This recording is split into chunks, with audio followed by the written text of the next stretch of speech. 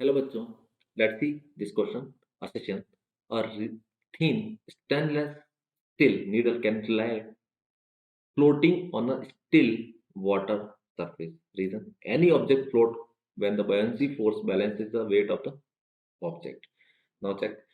First assassin में बोला गया है कि एक निडल है जो वाटर सरफेस पे क्या करती है, फ्लोट करती है। ये सही है, हमने देखा भी है कि एक निडल को हम वाटर सरफेस पे फ्लोट करवा सकते हैं। रीजन क्या रहता है?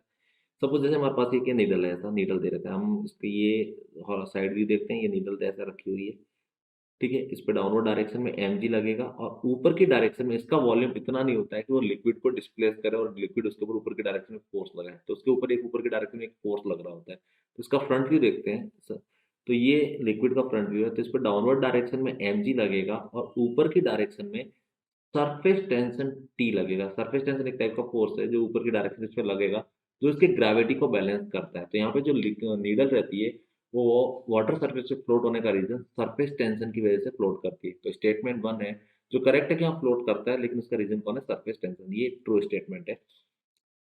रीजन में बोला है any object floats when the buoyancy force balances the weight of the object. अब किसी ब्लॉक को यदि किसी लिक्विड में पुट करते हैं जिसकी डेंसिटी लिक्विड की डेंसिटी से कम है, तो डाउनवर्ड डायरेक्शन में mg लगता है और अपवर्ड डायरेक्शन में एक बायन्सी फोर्स लगता है जो उसको बैलेंस करता है।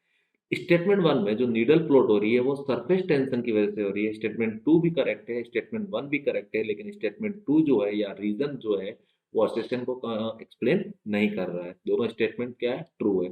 अब यहाँ ऑप्शन चेक करते हैं।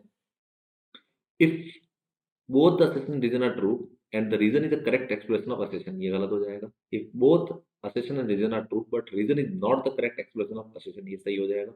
if assertion is true but reason is false, ये गलत है क्योंकि दोनों सही है। if assertion is reason both are false, ये भी गलत हो जाएगा। if assertion is false but reason is true, ये भी गलत हो जाएगा।